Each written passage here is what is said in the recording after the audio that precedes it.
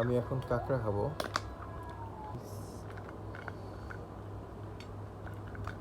এই যে এটার ভিতরে খুব মজার কাঁকড়া আছে, চিংড়ি মাছের মতো। খাইলে জিনিসটা সুন্দর মতো খাওয়া যায়, কিন্তু আমি আগে একটু চুমুক দিয়ে দেখবো এটা কীরকম আসে কিনা।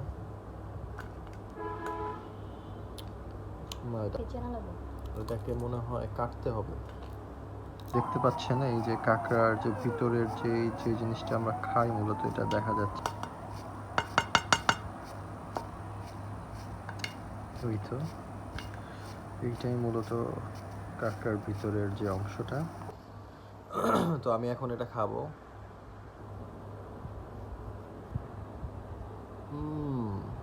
সুপার, খুব মজা।